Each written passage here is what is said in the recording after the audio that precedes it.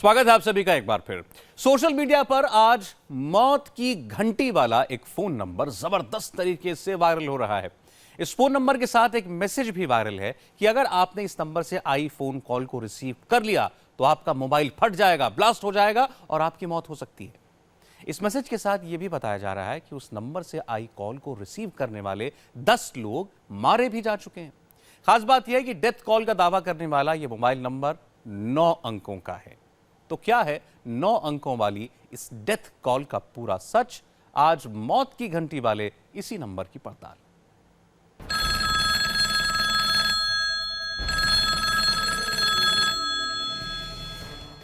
आप अपने मोबाइल पर एक खास नंबर से आई कॉल को रिसीव करेंगे और आपका मोबाइल फोन एक धमाके के साथ ब्लास्ट हो जाएगा। ऐसा एक व्हाट्सएप मैसेज देश के लाखों लोगों के मोबाइल पर फ्लैश हो रहा है। वो नंबर है 777-888-999।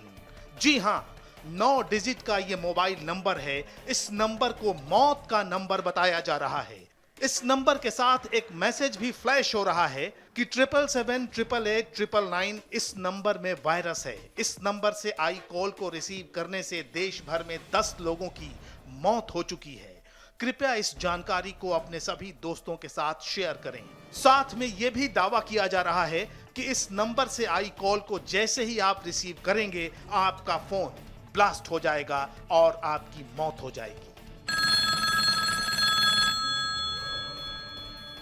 इस मैसेज को पढ़ने वाले लोग दहशत में हैं।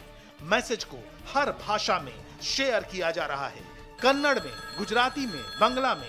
आमतौर पर ऐसा देखने को नहीं मिलता कि किसी भी मैसेज को इतनी भाषाओं में एक साथ एक ही दिन शेयर किया जाए। लेकिन डेथ कॉल का यह मैसेज आज देश के लाखों मोबाइल कंज्यूमर्स के पास पहुंच चुका है।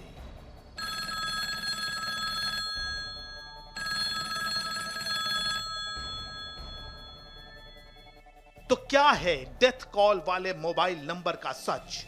क्या 777-888-999 का फोन रिसीव किया तो मोबाइल ब्लास्ट हो सकता है? क्या किसी मोबाइल नंबर में धमाके वाला कोई वायरस इंस्टॉल हो सकता है? क्यों एक मोबाइल नंबर से डरे हैं देश के लाखों लोग? मौत की कॉल वाला ये मोबाइल नंबर इतना वायरल हो चुका है कि इंडिया टीवी की इन्वेस्टिगेटिव टीम ने इसकी पड़ताल शुरू की। हम जानना चाहते थे कि क्या यह मैसेज वाकई सही है और क्या सचमुच इस नंबर से आई कॉल को रिसीव करते ही मोबाइल फोन में धमाका हो सकता है। सोशल मीडिया पर लाखों लोगों को ये मैसेज आ रहा है कि इस 9 डिजिट के नंबर से अगर आपको फ़ोन आता है तो ये एक डेथ कॉल हो सकती है। अगर आप इस फ़ोन को उठाएंगे तो आपका फ़ोन ब्लास्ट कर जाएगा। अब इस तरह के मैसेजेस के बाद लोग डर रहे हैं। लोगों को लग रहा है वाकई क्या ऐसा कोई ब्लास्ट हो सकता है? कोई फ़ोन आए और आपका फ़ोन फट जाए, ये हो सकता है। लोग चर्चाएँ कर रहे हैं आपस में। लेकिन सवाल ये है कि लोगों के मन में एक डर ज़रूर बैठ गया है। अब लोग इस नंबर को मिलाने से भी डर रहे हैं। अब 777-888-999 ये नंबर मैं खुद मिला के देखती हूँ और देखती हूँ कि क्या होता है। 9 डिजिट का ये नंबर है और इसको मैंने डायल किया। आपके द्वारा डायल किया गया नंबर गलत है। आपके सामने है। इस नंबर को मैंने डायल किया है और ये कह रहा है कि ये नंबर गलत है। भारत में आमतौर पर मोबाइल नंबर 10 अंकों का होता है, लेकिन मौत की घंटी बजाने का दावा करने वाला यह नंबर 9 अंकों का है। लोगों के डर और खौफ की बड़ी वजह यही है कि आखिर ये 9 अंकों वाला नंबर किसका है, कहां का है? अगर इस नंबर से कॉल आई तो क्या सचमुच किसी की मौत हो सकती है? क्या ऐसा मुमकिन है कि 9 अंकों वाले किसी मोबाइल नंबर से कोई कॉल आए, वो भी तब जबकि भारत में 9 डिजिट का कोई मोबाइल नंबर मौजूद ही नहीं है? हाँ, अगर हिंदुस्तान के बाहर से यानी कोई आईएसडी कॉल आती है तो शायद ऐसा मुमकिन हो, लेकिन विदेश के भी किसी मोबाइल नंबर से अगर कोई कॉल आती है तो उस देश का 2 अंकों वाला कोड भी फ्लैश होगा। तो फिर किस देश का है ये 777-888-999 वाला नंबर जिससे मौत की घंटी बजने का दावा किया जा रहा है? हमने बिना देर किए साइबर एक्सपर्ट से यही सवाल पूछा। 7778888999 हमने इस नंबर की पड़ताल करनी चाहिए। हमने कई जाने माने साइबर एक्सपर्ट से इसके बारे में राय ली। हमने पूछा क्या वाकई ऐसा हो सकता है कि किसी नंबर से हमें फ़ोन आए और हम अगर उस फ़ोन को रिसीव करें तो फ़ोन ब्लास्ट कर जाए, क्या ये मुमकिन है? किसी भी जाने माने साइबर एक्सपर्ट ने इससे इनकार किया। हर उस साइबर एक्सपर्ट जिससे हमने बात की, सब ने कहा कि नामुमकिन है, ऐसा कतई नहीं हो सकता, और इस तरह की अगर खबर लोगों तक पहुंचाई जा रही है तो वो गलत है, ये मुमकिन ही नहीं है।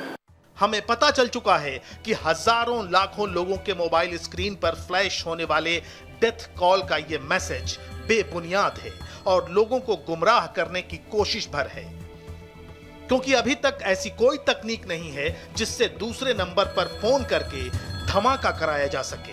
तो सावधान रहें, 9 डिजिट वाले जिस मोबाइल नंबर को मौत की कॉल बताया जा रहा है वो दरअसल किसी के दिमाग का फितूर है। इसलिए न तो इसे शेयर करें और न ही इस अफवाह पर ध्यान दें। अब आपको हम एक ऐसी वायरल खबर का सच दिखा रहे हैं जिसकी सिसकियों की आवाज आपके दिल को झकझोर कर रख देगी। ये एक 13 साल की कैंसर पीड़ित बच्ची की गुहार है जो हर पल नजदीक आती मौत के बीच अपने ही पिता से अपनी जिंदगी की भीख मांग रही है।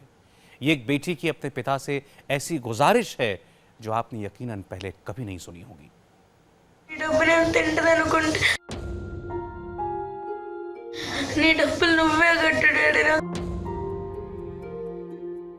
వాళ్ళ ముగ్గురు నేను మీ ఆస్తికి అడ్డొస్తానని చెప్పి నువ్వు నమ్మకపోతే వీడియో కాల్ చేయరాడు, నేనే మాట్లాడతా।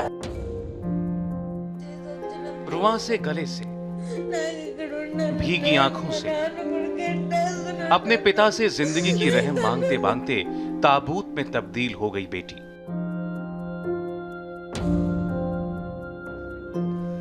कितनी बदनसीब थी ये बेटी, कितना पत्थर दिल है इसका पिता, ये कहानी आपको बाद में बताएंगे। पहले उस बच्ची की आखिरी सिसकियों को सुनिए जिसकी आवाज, जिसके हर एक शब्द जिंदगी की भीख मांग रहे हैं और वो भी अपने पापा से। నీ దగ్గర డబ్బులు లేవంటున్నావు, కనీసం నా ఇల్లు ఉందిగా, ఈ ఇల్లు నా ఇంటిని నాకు అమ్మేసి, నా ఇల్లుని ఎవరికన్నా అమ్మేసి స్కూల్కి వెళ్తా, నా ప్రాణాన్ని కాపాడాడు, దయచేసి నీకు దండం పెడతాడు డాడీ, చేయకూడదు, నొప్పి ఉంది డాడీ, నీకు దండం పెడదామంటే వాచిపోయేట్టు అయిపోయింది డాడీ, చేయొద్దు, కాళ్ళు కూడా వాచిపోయిన గుంటుతో నడుస్తున్నాను డాడీ, నేను బతకనంటే డాడీ, ఏదో చేసి నన్ను కాపాడాడు, నన్ను బ్రతికించు డాడీ, నేను నా స్కూల్కి వెళ్ళి ఎన్ని మంత్స్ నీకు తెలుసు డాడీ, నాకు నా ఫ్రెండ్స్తో ఆడుకోవాలని స్కూల్కి వెళ్ళి। सुना आपने इस बच्ची का दर्द, हिल गए होंगे आप भी जीने के लिए इस मासूम की छटपटाहट देखकर, कांप गए होंगे इसकी एक एक कराह पर, नम हो जाएंगी आंखें जब आप जानेंगे कि ये बच्ची ब्लड कैंसर से पीड़ित थी और इस वीडियो के बाद उसकी जिंदगी में चंद सांसें ही बची थी।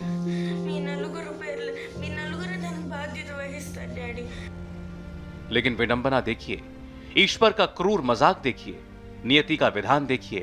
जिस पिता से ये मासूम फरियाद कर रही थी, जिस पिता से ये ब्लड कैंसर पीड़ित बच्ची अपना दर्द बयां कर रही थी,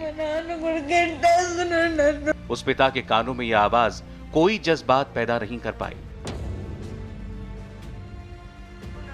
वीडियो में दिखता सूजा हुआ हाथ, हाथ पर दिखते इलाज के जख्म, ये सब देखकर भी पिता का दिल नहीं पसीजा। उस पिता ने अपनी ही बच्ची को करीब आती मौत के पास जाने के लिए यूं ही छोड़ दिया। ये बेटी अब ताबूत में सिमट चुकी है। ये बच्ची अब तस्वीर बन चुकी है। मौत के बाद उसकी आवाज अब घर घर पहुंच चुकी है। पिता से जिंदगी मांगती उस बेटी की आखिरी आवाज अब वायरल हो चुकी है। మీ నలుగురు దానికి బాధ్యత వహిస్తారు డాడీ, ఎక్కువ రోజులు నేను బతకనంటే డాడీ, ఏదో చేసి నన్ను కాపాడాడు, నన్ను బ్రతికించు డాడీ, నేను నా స్కూల్కి వెళ్ళి ఎన్ని మంత్స్ నీకు తెలుసు డాడీ, నాకు నా ఫ్రెండ్స్తో ఆడుకోవాలని స్కూల్కి వెళ్ళి। पिता से जिंदगी बख्शने की गुहार लगाती साईं श्री नाम की इस मासूम की दर्दनाक फरियाद सोशल मीडिया पर आग की तरह फैल गई। हजारों लाखों लोगों ने इस बच्ची का दिल को झकझोर कर रख देने वाला वीडियो शेयर करना शुरू किया। अचानक साईं श्री की पीड़ा देश की पीड़ा बन गई। कौन है साईं श्री? इस मासूम की कहानी में जिंदगी, दर्द और मौत का ताना बाना क्या है, आइए आपको बताते हैं। साईं श्री आंध्र प्रदेश के विजयवाड़ा की रहने वाली है। उम्र महज 13 साल थी। ये दुर्गापुरम इलाके में अपनी मां के साथ रहती थी। जिस फ्लैट में साईं श्री रहती थी वो उसी के नाम पर था, लेकिन उसके गार्जियन पिता शिव कुमार थे। साईं श्री की पैदाइश से उसके 3 साल के होने तक माता पिता के रिश्तों में सब कुछ ठीक था। वो अपने मम्मी पापा की खूबसूरत गुड़िया थी। साईं श्री का जन्मदिन होता तो खुशी खुशी केक काटा जाता, लेकिन साईं श्री 3 साल की हुई तो पिता शिव कुमार पत्नी सुमा श्री और साईं श्री को अकेला छोड़कर चला गया। ये साईं श्री की मौत से 8 साल पहले की बात थी। बेटी के नाम पर जो फ्लैट था वही मां बेटी की इकलौती अमानत थी। 8 वर्षों में साईं श्री के पिता ने दूसरी शादी भी कर ली। 1.5 साल पहले साईं श्री को ब्लड कैंसर डिटेक्ट हुआ। मां सुमा श्री ने अकेले बेटी का इलाज करवाया, लाखों रुपए खर्च किए, इलाज में सब कुछ लगा दिया। పాపకు వీడియో కాల్ పెట్టింది, డాడీ నీకు దండం పెడతాను డాడీ, రోజు రోజుకి నేను ఇట్ అయిపోతున్నాను డాడీ, నడవలేకపోతున్నాను డాడీ, నా కాళ్ళు పని చేయట్లేదు, చేతులు పని చేయట్లేదు, వచ్చి ట్రీట్మెంట్ ఇప్పించు డాడీ అని చెప్పేసి అడిగితే, నువ్వు ఇల్లు ఖాళీ చేసి బయటికి వెళ్ళిపోతే నేను అప్పుడు చెప్పేస్తాను, బయటికి వెళ్ళేది ఎక్కడికి వెళ్తాను, హాస్పిటల్లో తీసుకెళ్ళి నీ ఇల్లు నువ్వు తీసుకోవచ్చు, లేదని నీ దగ్గర డబ్బులు లేవంటున్నావు, అంత డబ్బు పెట్టుకొని, డబ్బులు లేకపోతే నా పేరునే కదా ఇల్లు ఉంది, గార్డెన్ నువ్వు వచ్చి సంతకం పెడితే ఇల్లు సేల్ అవుతుంది, డబ్బు అమ్మ దగ్గర లేదు డాడీ, డబ్బు ఇల్లేనా అమ్మేసి నన్ను బ్రతికించు డాడీ అని చెప్పేసి అడుక్కోవడం జరిగింది। एक तरफ मां सुमाश्री का खाली बैंक अकाउंट तो दूसरी तरफ बेटी के इलाज का सवाल। इसी कश्मकश में मां ने बेटी की उसके पिता से वीडियो कॉल पर बात करवाने की कोशिश की, लेकिन पिता शिव कुमार ने बात करने से इनकार कर दिया। इसके बाद पिता से गुहार लगाने वाला एक वीडियो बनाकर व्हाट्सएप पर पोस्ट किया। बेटी की हालत देखकर भी इस पिता का दिल नहीं पसीजा। उसने कोई रिस्पॉन्स नहीं दिया। उसे शक था कि बेटी की हालत दिखाकर बीवी उसका फ्लैट हड़पना चाहती है। इसी वजह से साईं श्री की मौत से चंद रोज पहले उसने घर पर गुंडे भी भेजे। Madhum Setti Shiva is a known rowdy shooter in Vijayawada city, and he was involved in call money also. So there were cases against him, and we have sent him to jail. पिता flat तो नहीं हड़प पाया, लेकिन बेटी साईं श्री दुनिया से रुखसत हो गई। अपनी बेटी के इसी अंजाम पर हालात से हार चुकी मां ने ही उसका दर्दनाक वीडियो जारी किया, जो सबकी आंखों में पानी भर रहा है।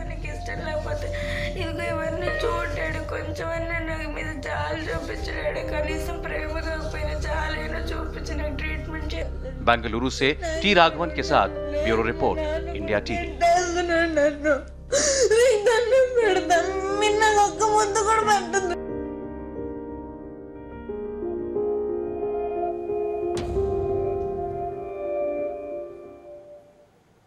यकीन नहीं होता कि कोई पिता भी इतना पत्थर दिल हो सकता है। दिल्ली की बात करते हैं, जहां 15 मई की सुबह एक दर्दनाक सड़क हादसा हुआ। 25 फीट ऊंचे पुल से एक कार नीचे गिर गई। दुर्घटना के वक्त कार में 7 लोग थे, इनमें से 4 की मौत हो गई। हादसा बेहद दर्दनाक था, कार के तो चीथड़े उड़ गए।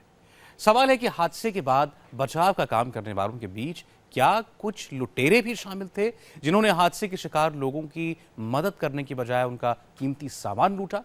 यह खबर वायरल है और इंडिया टीवी ने इसकी जांच की, जो हमें सामने दिखा, आप भी देखिए। पश्चिमी दिल्ली के पंजाबी बाग का वो फ्लाईओवर जिसकी रेलिंग को तोड़ते हुए एक होंडा सिटी कार 25 फुट नीचे रेलवे लाइन के करीब आ गिरी। हादसा 15 तारीख को सुबह करीब 9 बजे हुआ। मौके की तस्वीर और कार के उड़े परखच्चे बता रहे थे कि हादसा कितना गंभीर था। इस एक्सीडेंट के वक्त कार में 7 लोग सवार थे, जो बीबीए के स्टूडेंट थे और रोहिणी के किसी एग्जाम सेंटर में बीबीए की परीक्षा देने जा रहे थे। बुरी तरह पिचकी कार से 7 छात्रों को स्थानीय लोगों की मदद से बाहर निकाला गया। 4 लोगों ने इस हादसे में अपनी जान गंवा दी। गंभीर रूप से घायल 3 छात्रों का इलाज जारी है, लेकिन इस हादसे का सवाल दूसरा है। दिल्ली के पंजाबी बाग के हादसे के बाद सोशल मीडिया पर वायरल हुआ कि नौजवानों को बचाने के दौरान कुछ लोगों ने महंगे सामानों को लूट लिया। सवाल उठता है कि क्या वाकई दिल्ली में एक्सीडेंट के बाद जख्मी नौजवानों से लूटपाट हुई? क्या जान बचाने आए लोगों की भीड़ में लुटेरे भी थे? क्या घायलों के मोबाइल, सोने की चेन, अंगूठी, पर्स और पैसे लूटे गए? कौन है दिल्ली के दामन पर बदनुमा दाग लगाने वाले वो चेहरे? सोशल मीडिया पर वायरल इस खबर की पड़ताल करने इंडिया टीवी की टीम पहुंची पंजाबी बाग के उस फ्लाईओवर के नीचे जहां एक्सीडेंट का शिकार हुई थी होंडा सिटी कार।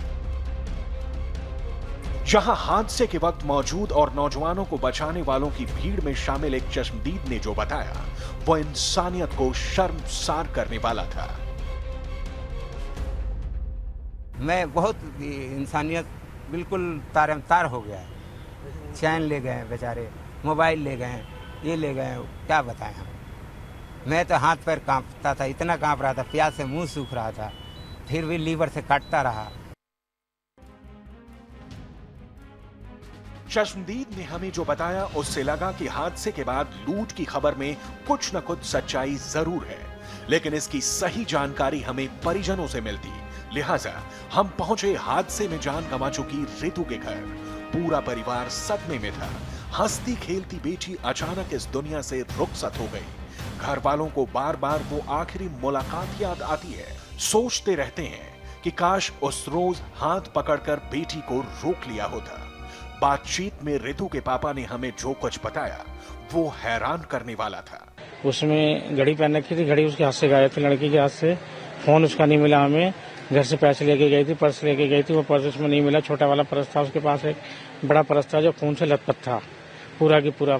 जब वो पर्स को खोला तो उसमें कोई सामान नहीं था, कुछ नहीं था उसमें, सब गायब था। जिस परिवार ने अपनी बेटी खो दी, जिस पिता ने अपने कंधों पर अपनी बच्ची की अर्थी उठाई, उनकी बात सुन ली आपने। हम सच्चाई के करीब थे।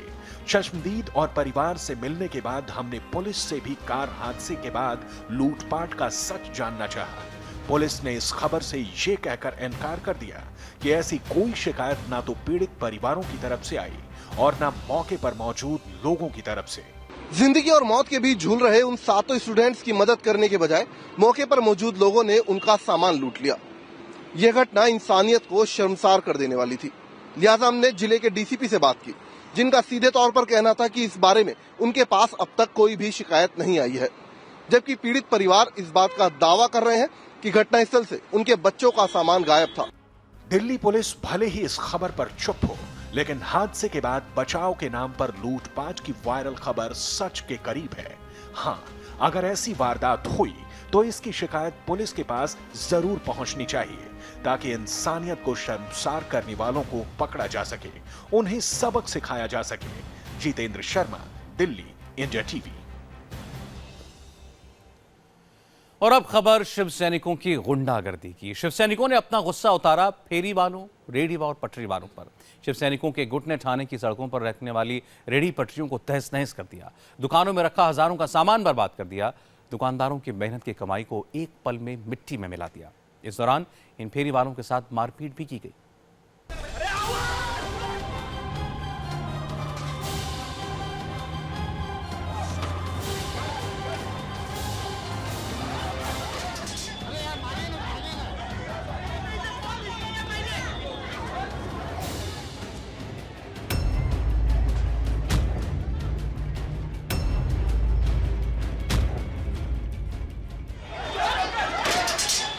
सड़क पर शिव सैनिकों की गुंडागर्दी देख लीजिए।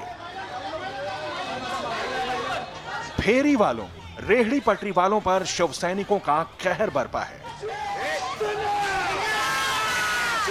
मेहनत करके पेट भरने वालों के दुश्मन आज सब कुछ तहस नहस करने पर आमादा हैं।